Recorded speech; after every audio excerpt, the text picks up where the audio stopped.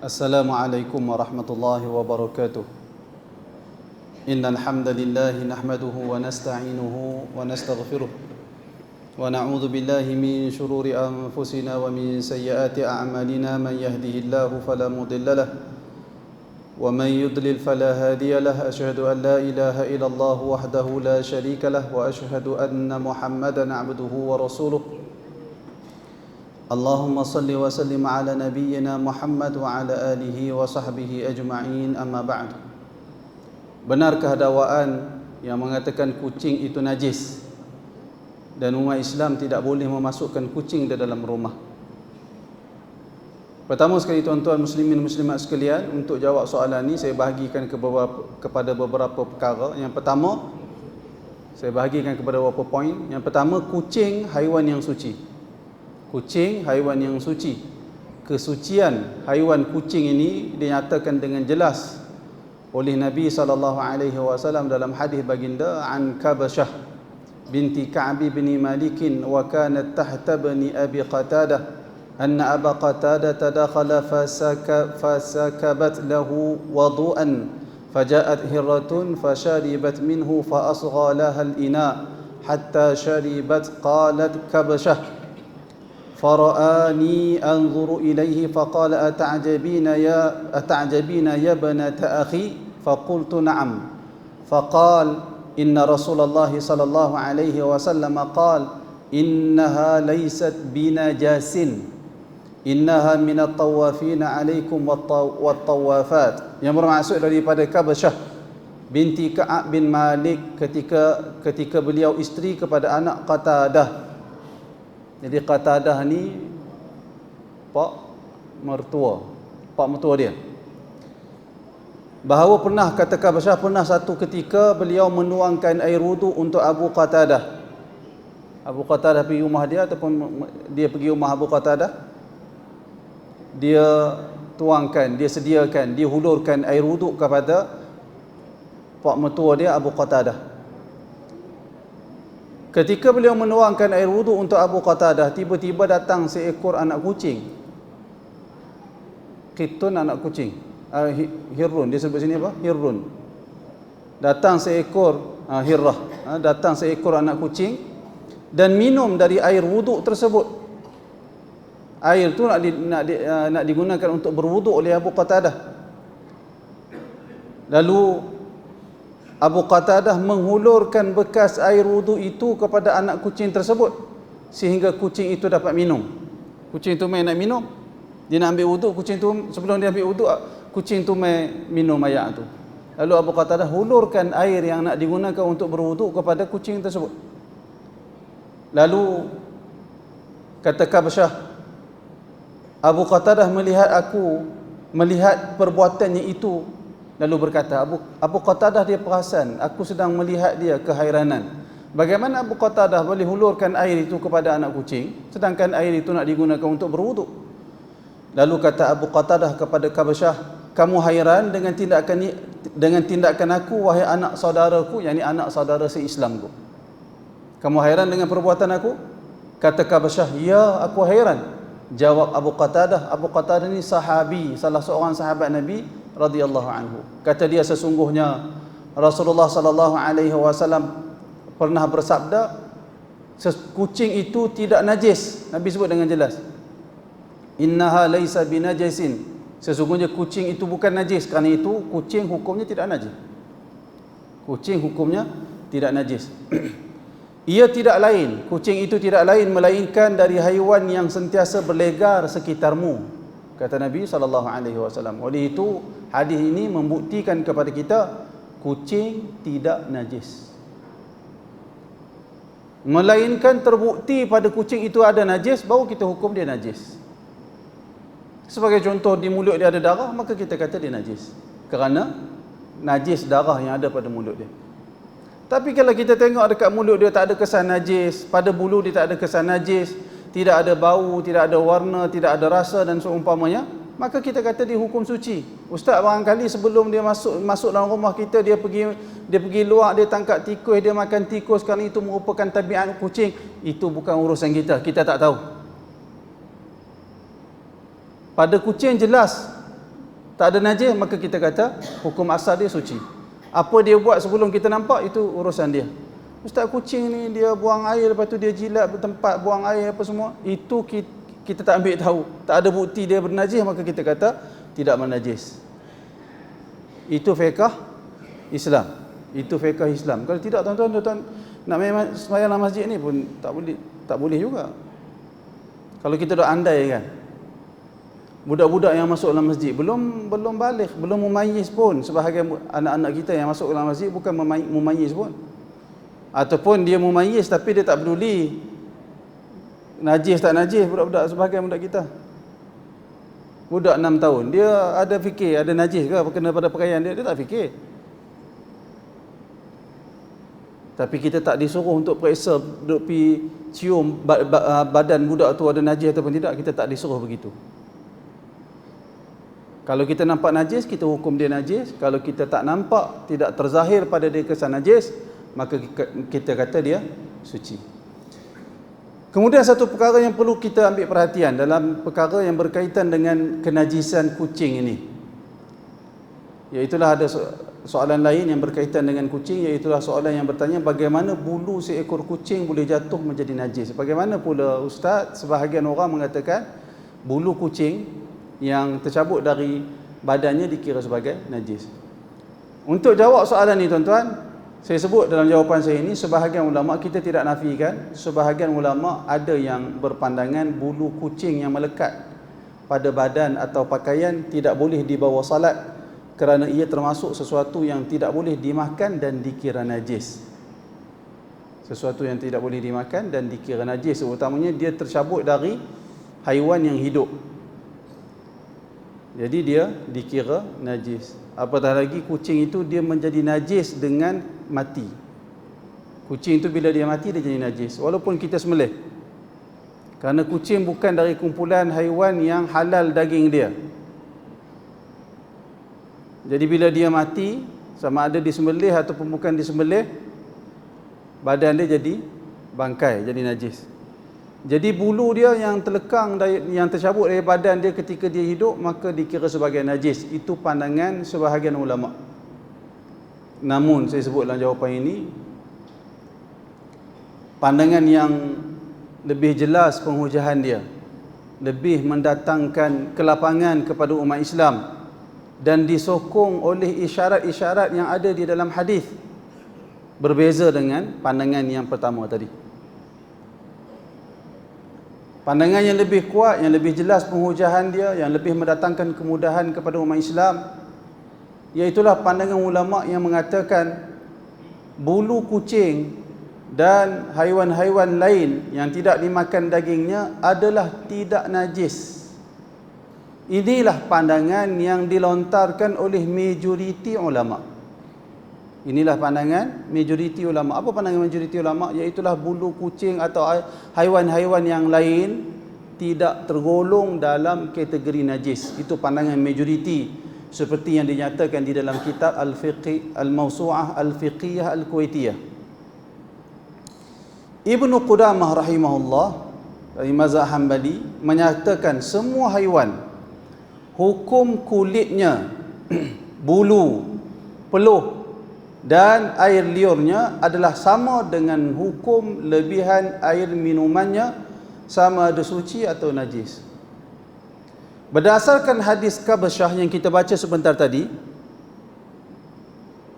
yang diriwayatkan oleh Abu Dawud, demikian juga oleh Al-Imam Tirmizi, An-Nasai, demikian juga Al-Imam Ibnu Majah, menunjukkan lebihan air minuman kucing adalah tidak najis.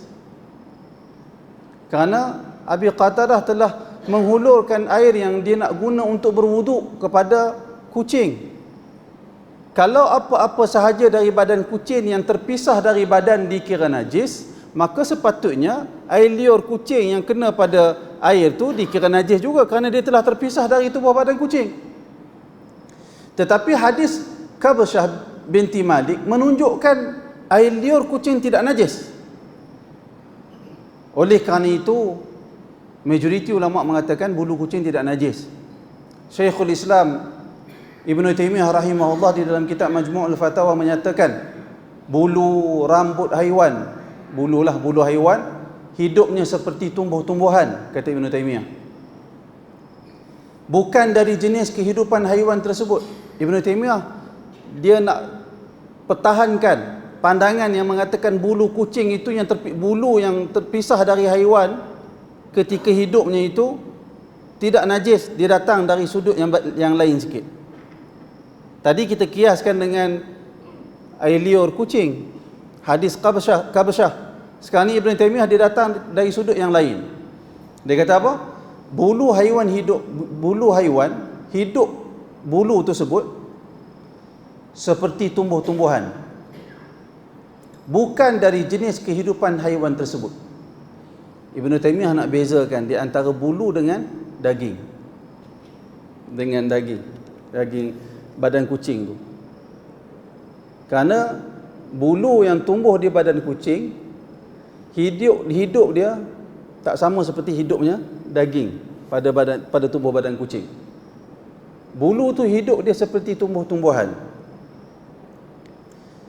Bulu itu subur, ia mengambil manfaat, dia mengambil makanan dari badan haiwan, dia memanjang seperti mana tumbuhan, namun bulu tidak memiliki deria rasa. Menunjukkan bulu tak boleh disamakan hukum dia dengan daging. Tidak bergerak, kata Ibn Taymiyah. Tidak bergerak dengan kehendaknya, maksudnya. Tapi kalau daging, kita boleh tangan sebagai contoh, kita boleh gerakkan dia ikut kehendak kita. Tapi bulu ataupun rambut, kita tak boleh kawal dia. Kita tak memiliki kekuatan untuk mengawal rambut. Demikian juga bulu yang ada pada tubuh badan haiwan tak boleh kawal dia. Demikian juga haiwan tidak terputus dengan terpisahnya bulu tersebut. Kita cukur habis bulu kucing, tak mati kucing tu, melainkan dia mati disebabkan lain, mungkin disebabkan sejuk atau seumpamanya. Tapi kalau kita lapah daging haiwan ketika hidup, mati dah haiwan tu? Mati. Justru kata Syekhul Islam Ibn Taymiyah rahimahullah, tiada sudut yang dapat dikatakan ia najis kerana samakan dia dengan daging. Tak ada sudut. Kerana itu kita, walaupun kita tak nafikan, ada sebahagian ulama yang mengatakan bulu itu sama hukumnya dengan daging, akan tetapi pandangan yang berbeza itu lebih jelas penghujahan dia. Apatah lagi perkara itu disokong oleh syarat-syarat hadis. Abu Hurairah, kita kenal Abu Hurairah, dinamakan sebagai Abu Hurairah. Hurairah itu merujuk kepada Hirrah, yakni anak kucing. Iaitulah Abu Hurairah suka letak anak kucing dalam lengan baju dia suka pegang dan seumpamanya, sehingga digelarkan dia sebagai Abu Hurairah, bapa kepada anak kucing. Tak masuk akal Abu Hurairah pegang kucing, tak ada bulu yang melekat pada tubuh badan dia. Dan tak pernah ada bukti Nabi SAW pernah memerintahkan Abu Hurairah yang suka dengan kucing supaya dia memastikan tak ada sehelai bulu kucing pun yang melekat pada pakaian dia. Tak ada bukti perkara itu. Maka menunjukkan bulu kucing tidak najis, dan itulah pandangan majoriti ulama. Dan pandangan majoriti ulama itu memberi kemudahan kepada kita. Kita ambil pandangan tu, kita di bawah bimbingan para ulama. Allah Subhanahu wa taala perintah kita dalam Al-Quran, fasalu ahlal dzikri in kuntum la ta'lamun. Tanyalah kamu semua kepada para ulama jika kamu tidak mengetahui. Maka majoriti ulama mengatakan bulu kucing tidak najis, insya-Allah. Itulah pegangan yang kita pegang, insya-Allah. Yang berikutnya, satu perkara yang perlu diberi perhatian juga, poin yang kedua yang saya sebut dalam jawapan yang pertama tadi, iaitulah kucing dipelihara untuk berkhidmat kepada manusia, untuk manusia ambil manfaat kepada dia dari kucing tersebut. Bukan maksud orang sekarang ni dia bela kucing sampai seolah-olah dia berikan pada kucing tu pada sesuatu yang bukan kucing tu layak terima. Kita bimbang masuk dalam kategori membazir. Sekarang ni sampai ada hotel kucing. Ada kan? Saya pun tak tahulah hotel kucing tu macam mana. Tapi sampai buat rumah untuk kucing, buah tilam untuk kucing. Bimbang perbuatan itu masuk dalam kategori pembaziran. yang diharamkan di dalam syarak. Bimbang. Sebab apa saya kata bimbang? Kerana para ulama dalam memberikan definisi pembaziran itu, para ulama berbeza pandangan. Sebahagian ulama agak keras dalam memberikan definisi kepada pembaziran, sehingga apa-apa sahaja yang kita gunakan harta kita dalam perkara yang tidak berfaedah, membazir. Kalau kita ambil pandangan tu, perbuatan tu membazir, tuan-tuan. Buat satu perkara yang tak ada manfaat dan tak kembali perkara itu, tak ada gunanya. Kucing dia tidur atas kain buruk dengan tidur atas tilam, dia reti beza?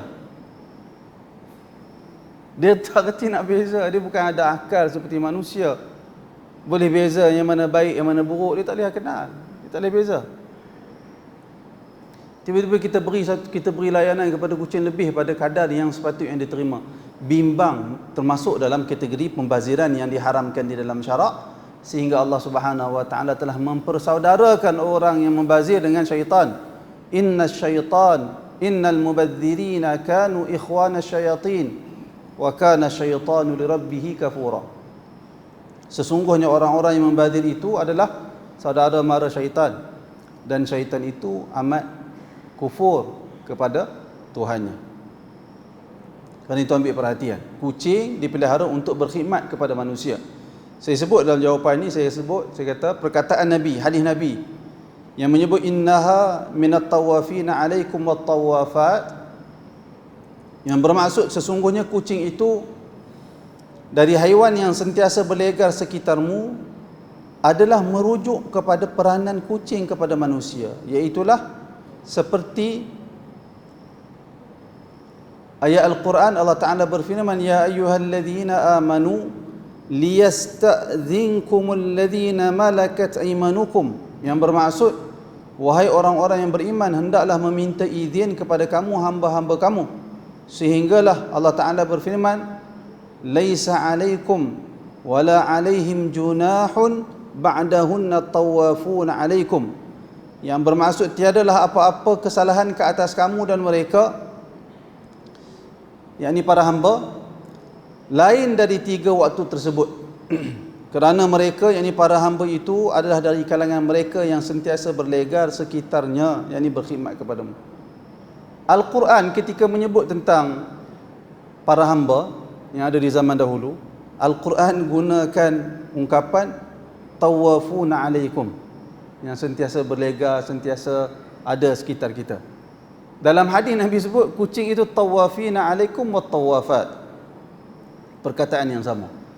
Jadi isyarat itu menunjukkan peranan kucing adalah untuk mendatangkan manfaat kepada kita, bukan untuk menghabiskan harta kita.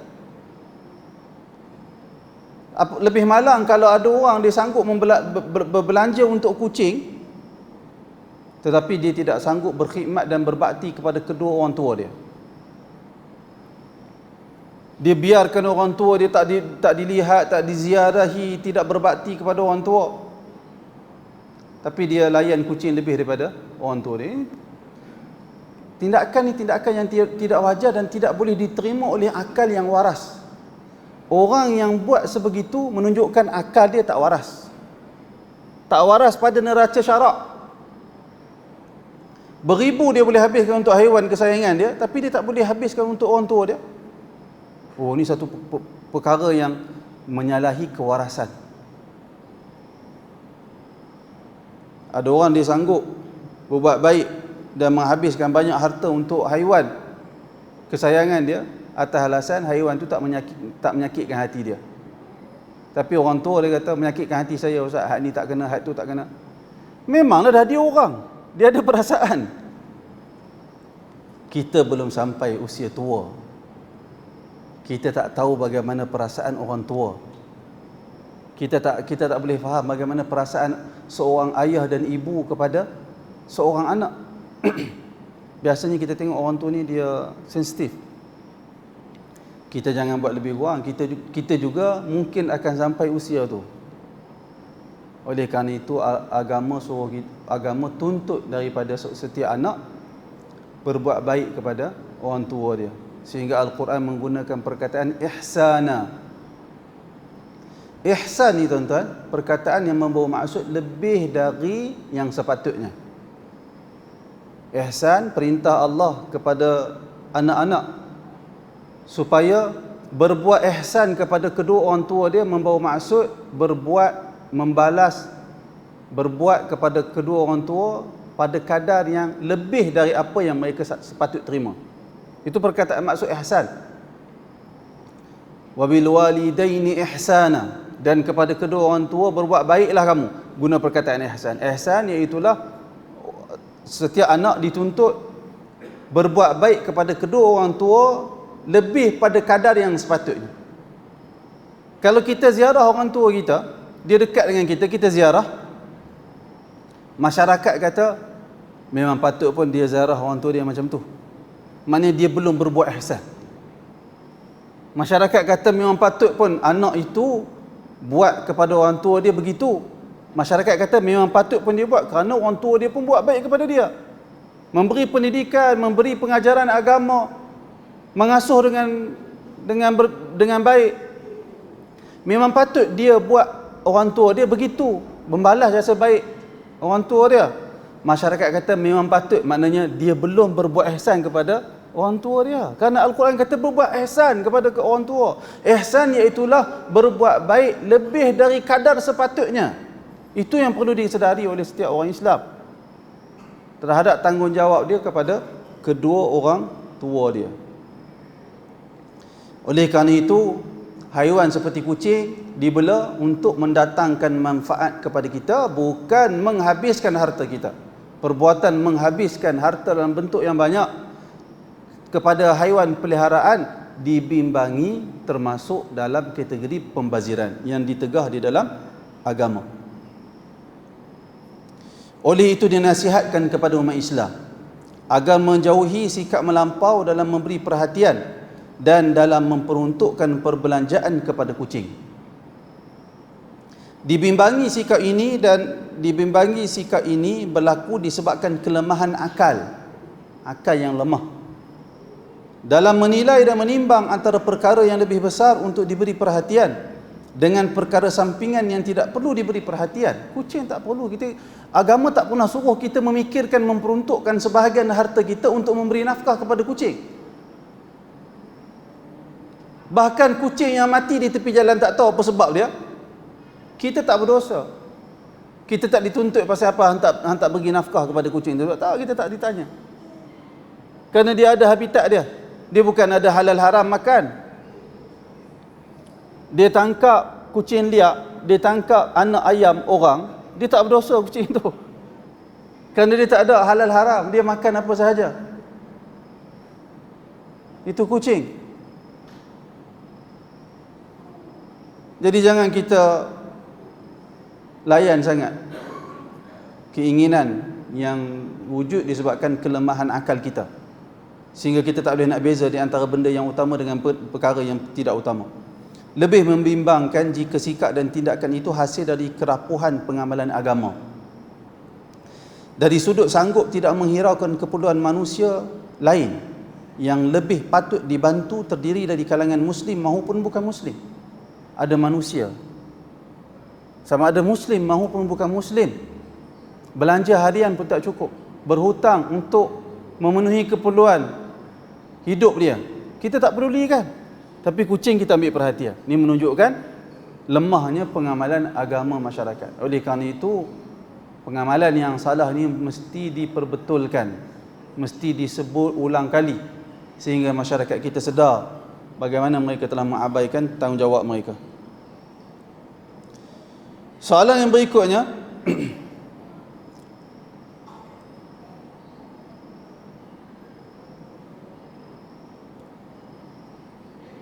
saya OKU dengan food drop with breast dan knee sickness kalau betul lah sebutan saya tak pasti.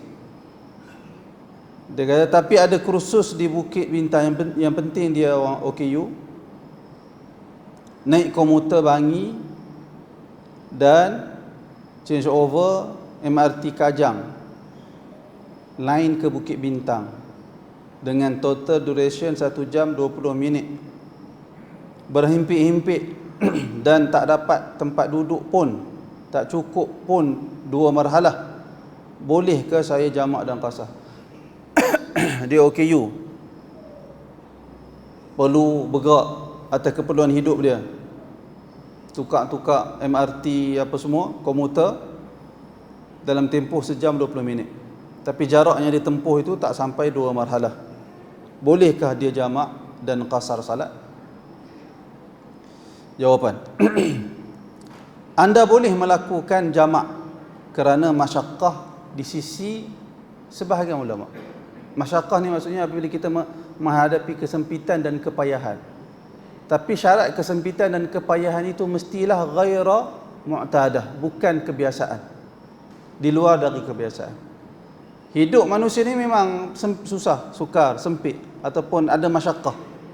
Seorang yang sibuk bekerja, ada orang buat kerja memang sibuk, setiap hari dia sibuk, masyaqqah. Tapi masyaqqah yang seperti itu tidak membolehkan dia jamak.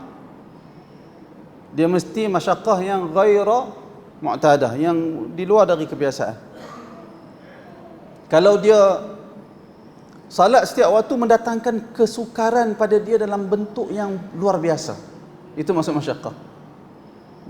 Jadi saya sebut di sini, anda boleh melakukan jamak kerana masyaqqah atau kesempitan dengan berpegang kepada pandangan ulama mazhab Hambali, pandangan Ibnu Sirin, Ashab dari kalangan sahabat Imam Malik, Al-Qaffal dan Asy-Syashi Al-Kabir dari kalangan ulama mazhab Syafi'i. Demikian juga sekumpulan ulama hadis dan Ibnu Al-Munzir. Kita sebut nama ulama ni supaya orang tu dia rasa macam dia tenang untuk mengamalkan pandangan itu. Nama-nama ni nama-nama ulama dalam mazhab, dalam kalangan ahli sunnah wal jamaah. Walaupun pandangan yang diambil kira dalam mazhab Syafi'i, masyarakat kita kebiasaannya mazhab Syafi'i, walaupun pandangan mazhab Syafi'i itu tak boleh jamak kalau masalah macam saya sebut tu. Tapi kalau kita ambil begitu, macam mana kita nak beri kemudahan kepada orang OKU bergerak satu tempat daripada komuter nak tukar ke MRT apa semua, perjalanan 1 sejam 20 minit, macam mana? Jadi kita bimbing dia supaya dia bertaklid kepada ulama Hanafi dan ulama-ulama yang kita sebut sebentar tadi. Pandangan ini dikuatkan dengan perkataan Ibnu Abbas radhiyallahu anhu yang ditanya, mengapa baginda sallallahu alaihi wasallam pernah melakukan jamak salat bukan kerana peperangan? Tak ada peperangan, tidak juga kerana hujan dan sakit. Ibnu Abbas radhiyallahu anhu menjawab, arada an la yuhrija ummatah. Baginda Nabi sallallahu alaihi wasallam tidak mahu menjadikan umat baginda berada dalam kepayahan. Kata Ibn Baz rahimahullah, bila Ibnu Abbas kata Nabi tidak mahu menjadikan umat baginda berada dalam kepayahan, menunjukkan Nabi jamak itu, kalau Nabi tak jamak mendatangkan kepayahan.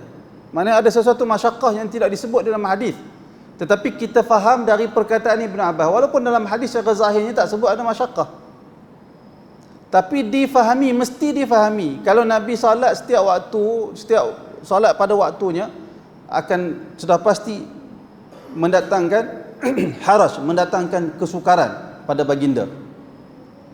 Lalu Nabi nak beri bimbingan kepada umat baginda, kalau ada masalah dan masyaqqah, lakukan salat secara jamak. Tuan-tuan, kalau kita tengok, walaupun kita tak nafikan ulama mazhab Syafi'i tak benarkan jamak kerana masyaqqah, tapi jamak kerana hujan boleh. Ulama mazhab Syafi'i tak benarkan jamak kerana masyaqqah, tapi jamak kerana hujan boleh. Katalah hujan yang membasahkan baju dengan syarat-syarat tertentu. Contoh ulama mazhab Syafi'i, dia katalah hujan tu turun waktu maghrib tadi, lebat. Kita beranggapan hujan ni kalau akan berterusan sampai waktu Isyak. Lalu imam di masjid kata, tuan-tuan, kita tengok hujan ni nampak macam penat ni, nak berhenti ni, rasa macam tak berhenti malam ni, contoh. Lalu imam kata, tuan-tuan sekalian, kita buat jamak maghrib dan Isyak dalam waktu maghrib, jamak taqdim nama dia. Buat solat maghrib 3 rakaat, lepas tu kita iqamat, buat solat Isyak 4 rakaat, disebabkan hujan. di sisi ulama mazhab Syafi'i dibolehkan dengan syarat-syaratnya lah. Dia hanya boleh dibuat pada waktu yang pertama dengan syarat hujan itu berterusan sehingga habis solat yang pertama, solat maghrib, bagi salam solat maghrib itu hujan masih kekal berterusan. Adalah beberapa syarat yang disebut oleh para ulama Syafi'i. Dari sudut ulama mazhab Syafi'i membenarkan jamak salat kerana hujan tu, wallahu taala alam. Kita tak nafikan kerana salat jamak secara hujan tu ulama mazhab Syafi'i ambil disebabkan sabit dalam hadis menunjukkan Nabi salat jamak kerana hujan. Tapi dalam masyaqqah tak ada di sisi ulama mazhab Syafi'i, tak ada dalil, tak ada hadis yang sebut secara jelas Nabi melakukan jamak kerana masyaqqah. Lalu ulama mazhab Syafi'i kata kerana ada bila masyaqqah tak boleh jamak.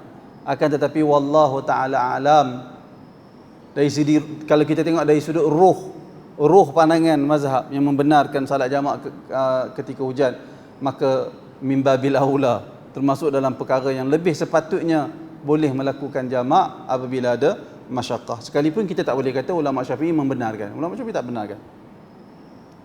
Tapi ulama lain membenarkan perkara tersebut, dan pandangan ulama lain itu disokong oleh hadis Ibnu Abbas yang kita baca sebentar tadi. Bila kita sebut boleh jamak, yang dibenarkan hanya jamak sahaja. Bismillah. Qasar tak boleh. Qasar tak boleh. Melainkan kalau seseorang itu dia beranggapan jarak ataupun perjalanan yang ditempuh itu adalah musafir. Itu lainlah.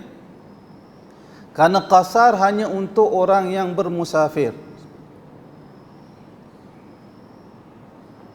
Qasar hanya untuk orang yang bermusafir. Sebagai contoh, ni jamak saja tanpa qasar. Pasukan bomba. Pada pukul 1, sekarang Zuhur pukul apa? 1 Zuhur pukul apa sekarang? Kat situ 1.13. 1.13 1.11, katalah 1.11 ada siren, ada bunyi pada balai bomba, mereka kena segera, ada emergency, kemalangan, katakan. Semoga Allah Ta'ala pelihara kita semua dari kemalangan. Ada kemalangan di highway sebagai contoh, bomba terpaksa pergi.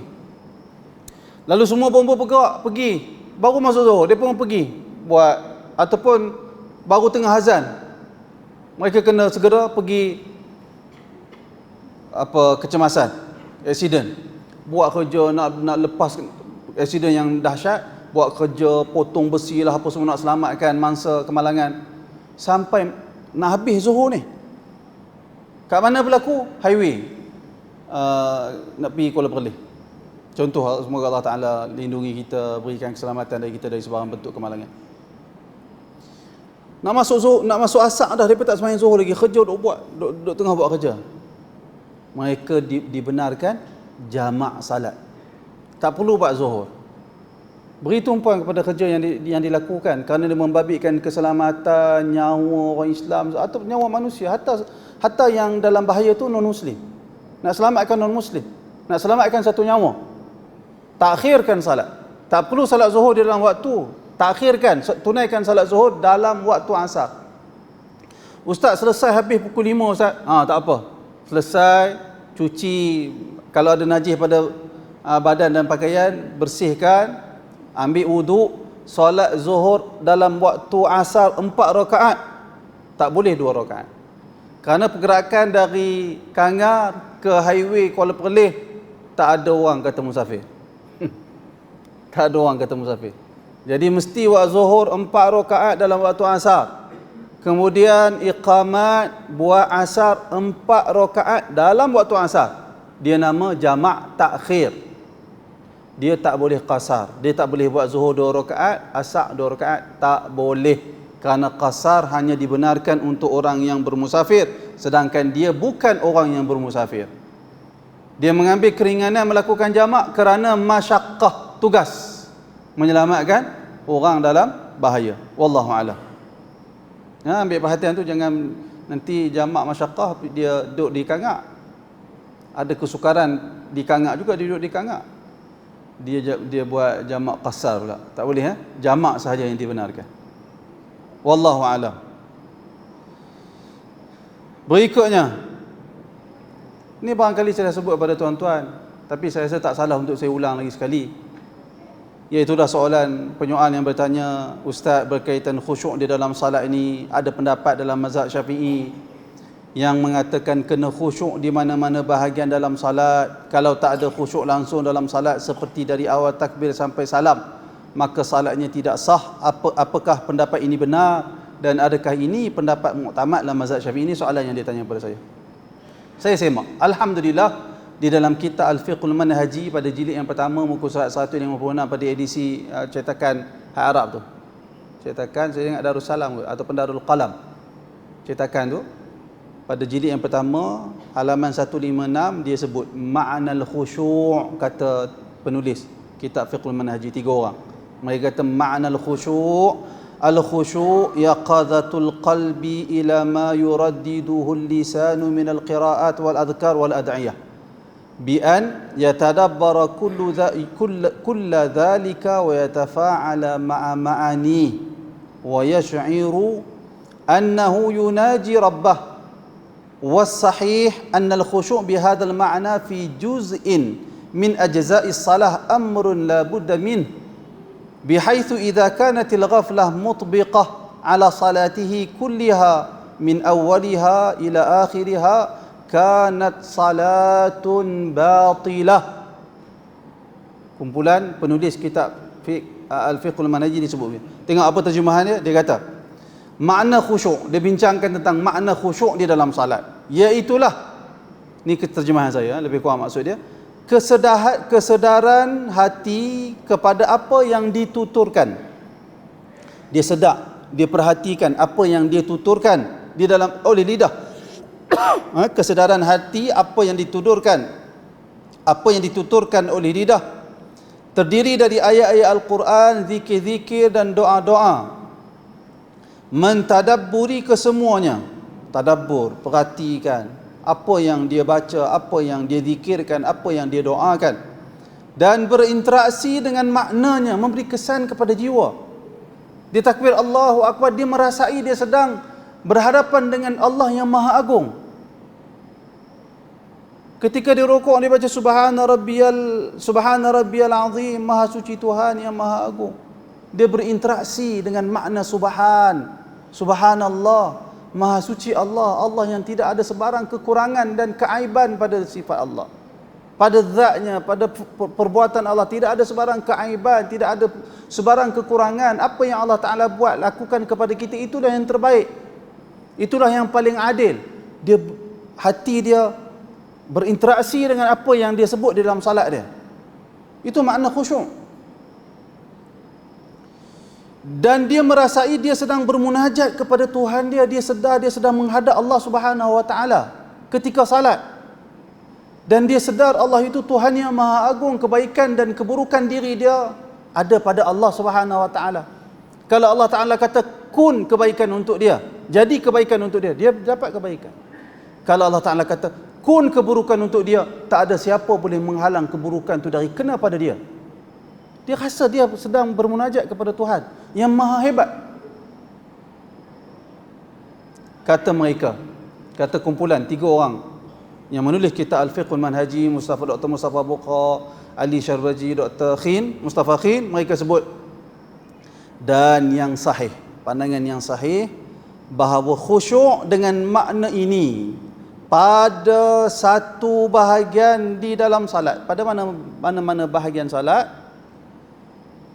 adalah perkara wajib, di mana jika lalai dari keseluruhan salat dari awal sehingga akhirnya, dia tak ada langsung rasa benda ni, tak sedar langsung dia sedang bermunajat kepada Tuhan. Tuhan yang dia nak hadap ni adalah Maha Agung, tak ada rasa. Tuhan pun dia tak pernah ingat. Lafaz lidah saja Allahu Akbar, dia tak ingat Allahu Akbar tu, dia ingat benda lain. Kata penulis kita Al-Fiqhul Manhaji, dia kata dari awal takbir sampai salam tak ada mana-mana bahagian salat dia khusyuk dalam erti kata yang mereka terangkan, maka salat tersebut adalah salat yang batal, tidak sah. Oleh kerana itu, ambil perhatian salat yang kita tunaikan. Tuan-tuan, kita jangan ingat kita salat tu, ada orang dia salat dia kata tu pun nasib baik aku nak salat. Hang ingat hang siapa? Dia kita tanya soalan ni begitulah. Kalau kita rasa tu pun ustaz nasib baik saya nak salat. Ni, kamu yang cakap begitu tu, kamu tu siapa? Kamu rasa Allah Ta'ala memerlukan salat kamu? Dah, Allah Ta'ala tak memerlukan sedikit pun salat kita. Tak perlu langsung Allah Ta'ala tak perlukan salat kita. Innallaha tayyib. Allah Ta'ala itu Tuhan yang mulia. La yaqbalu illa tayyiba. Allah Ta'ala tidak akan terima melainkan benda-benda yang mulia sahaja. Contohnya Allah Ta'ala nak terima salat, fikiran kita melayang tempat lain, langsung tak ingat dia. Kalau kita rasa Allah Ta'ala kena terima salat yang kita tunaikan tak ada khusyuk langsung, tak ada kualiti, kita seperti menghina Allah Subhanahu Wa Ta'ala. Kita telah mentahmah Allah dengan tuhmahan yang tidak mulia pada Allah. Maha suci Allah dari bersifat, dari memerlukan ibadat kita. Allah Ta'ala sama sekali tak memerlukan kita. Oleh kerana itu yang penting sekali tuan-tuan, pastikan salat kita semakin setiap hari semakin bertambah kualitinya. Maka orang dalam kuliah kena pastikan tahu makna Al-Fatihah, tahu makna doa iftitah yang kita baca. Tuan-tuan bacalah doa apa pun. Kalau tuan-tuan tanya saya, tuan-tuan baca doa iftitah, Allahu akbaru kabira walhamdulillahi katsira wa subhanallahi bukratan wa asila. Kemudian sambung pula, wajjahtu wajhiya lilladzi fataras samawati wal ard hanifan musliman wa ma ana minal musyrikin, inna salati wa nusuki wa mahyaya wa mamati lillahi rabbil alamin la syarika lahu wa bidzalika umirtu wa ana minal muslimin. Itu juga doa iftitah. Baca, yang paling penting sekali ialah memahami makna apa yang dibaca. Jangan pergi baca doa Al-Fatihah pergi ubah-ubah sudah. Bismillahirrahmanirrahim. Ataupun tuan-tuan baca Alhamdulillahirabbil alamin, Bismillahirrahmanirrahim, Maliki yaumiddin, Ar-Rahman. Itu tak sah. Berdosa. Kalau buat dengan sengaja haram, boleh pergi kepada murtad kalau sengaja buat. Al-Fatihah kena jaga elok. Tapi doa iftitah, yusni, Nabi sebut kepada orang yang menunaikan salat dengan cara yang salah, selepas kamu bertakbir, kamu tahmadullah wa tusni alaih, kamu muji dan kamu muji Allah, menunjukkan ada keluasan. Selagi dia ada lafaz doa iftitah, maka benda itu diterima dalam salat, memuji dan memuji Allah, doa iftitah. Dan bahkan doa iftitah tu kalau tak baca pun sah salat juga. Maka ada keluasan di situ. Yang penting pastikan salat, bacaan yang kita baca di dalam salat kita, usaha untuk memahami supaya kita menambahkan kualiti salat kita. Wallahu taala alam. Kita berhenti seketika untuk azan. Soalan berikutnya, benarkah roh akan kembali melihat keluarganya yang masih hidup? Ada yang mengatakan roh dapat merasai kesusahan dan kesenangan yang dialami oleh keluarganya. Roh juga bersedih jika ahli keluarganya tidak mengingatinya. Benarkah dakwaan ini Ustaz? Wallahu ta'ala alam. Untuk jawab soalan ini, saya terjemahkan fatwa daripada Syekh Abdul Rahman Nasir Al-Barak hafizahullah, yang mana beliau berkata, maksudnya apabila seseorang manusia meninggal dunia, ini kata Syekh Abdul Rahman Nasir Al-Barak, apabila seseorang manusia meninggal dunia, dia akan meninggalkan kehidupan dunia ini dan berpindah kepada kehidupan di alam lain, iaitulah alam barzakh. Rohnya, kata Syekh Abdul Rahman, rohnya tidak akan kembali lagi kepada keluarganya. Dia juga tidak tahu sesuatu pun tentang ahli keluarganya lagi. Dia tak tahu apa-apa. Adapun perkara yang didakwa bahawa roh akan kembali selepas 40 hari kematiannya. Tadi perkataan yang saya sebut tadi, roh tak tahu lagi, itu kaedah asal lah, kaedah asal. Tapi kalau kita baca tentang urusan ni dari perkataan para ulama tu macam-macam lah ada. Ada di kalangan ulama yang mereka berpandangan tidak mustahil roh ini dia akan di alam roh sana dia akan bertemu dengan roh-roh yang lain. Wallahu a'lam. Tak mustahil perkara itu berlaku.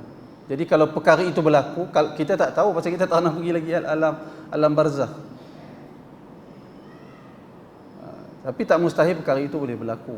Kalau perkara itu boleh berlaku, maka tak mustahil dia akan tanya kepada orang yang mati kemudian bagaimana keadaan keluarga dia. Mungkin boleh berlaku, wallahu a'lam. Bukanlah mesti tak berlaku perkara tu, tak boleh tak. Kalau Allah Taala kehendaki, Allah Taala boleh buat apa saja. Tapi maklumat yang kita ada, roh dia tak tahu lagi urusan keluarga dia di dunia. Sebagai contoh, saya mungkin boleh contoh pada tuan-tuan.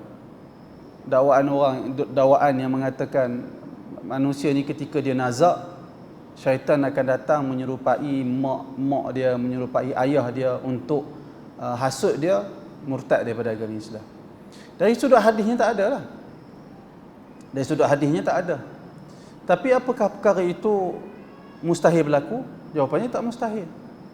Kerana syaitan akan guna kesempatan yang terakhir untuk sesatkan anak Adam. Kerana syaitan ini hasad kepada anak Adam. Kerana itu kita akan tengok Nabi SAW ajak kepada kita doa minta lindung daripada fitnah ketika nazak.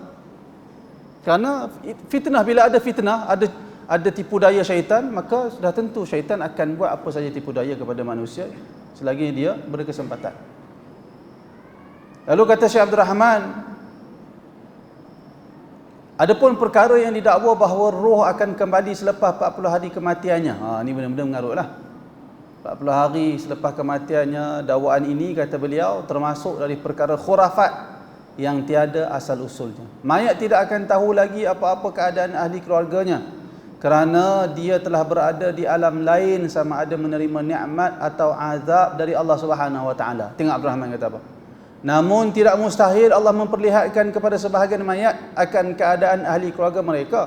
Namun tiada penetapan, tak semestinya berlaku perkara itu pada setiap orang. Tapi apakah mustahil? Tak mustahil. Allah Taala boleh buat apa yang dia kehendaki.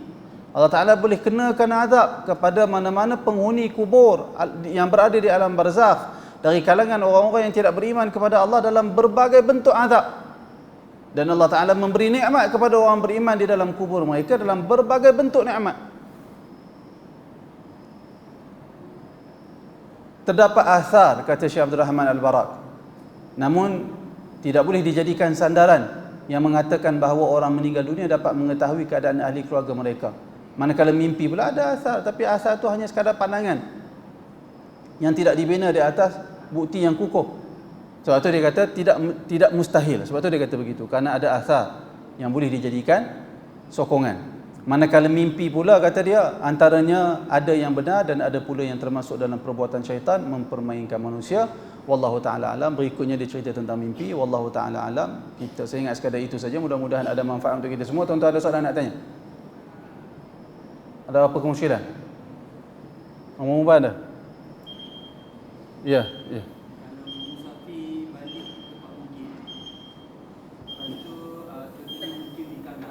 Okey.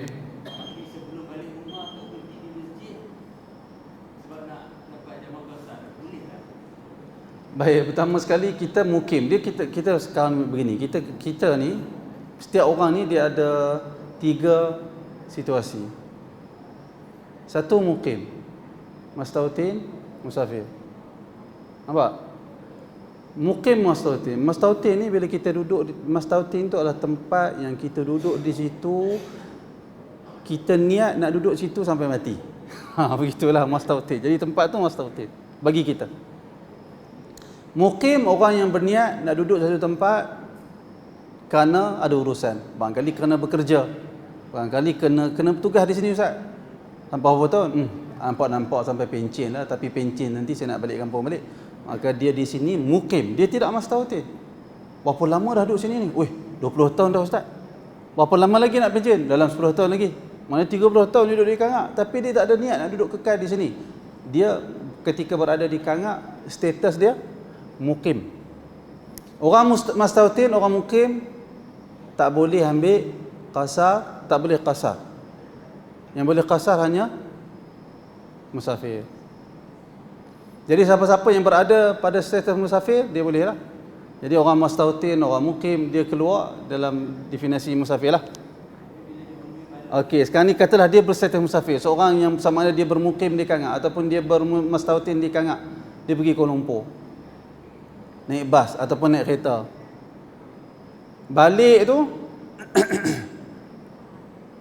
pertama tuan-tuan kena tahu, pensyariatan jamak qasar, macam mana kita nak sebut, kena bahasa tu nak kena betul. Sesiapa yang bermusafir, dia diberi keringanan untuk melakukan jamak dan qasar. Tetapi siapa yang bermusafir untuk jamak dan qasar tak boleh. Boleh beza? Orang yang bermusafir dia pergi Kuala Lumpur, dia bermusafir lalu dia ambil keringanan yang agama beri.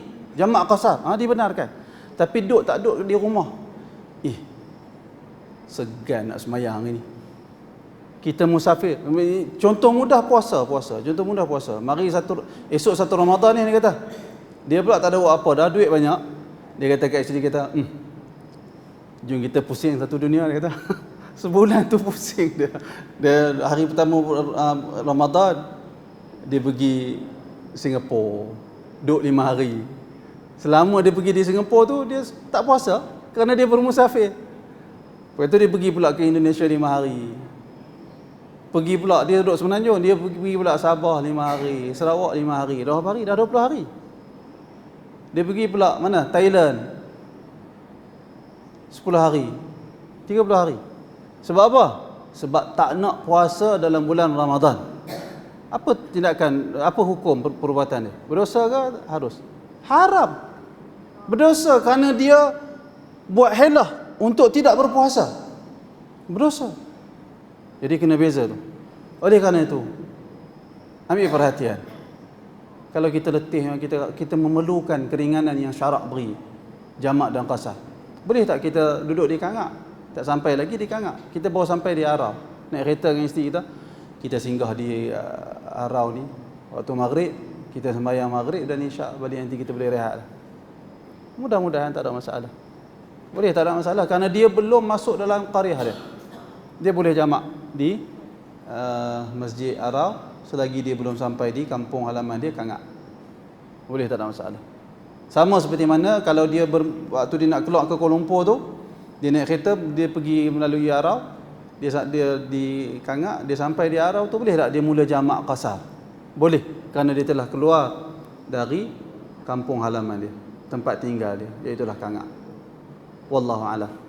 Mudah-mudahan ada manfaat untuk kita semua. Aqulu qawli hadza wa astaghfirullahal azim li wa lakum. Assalamualaikum warahmatullahi wabarakatuh.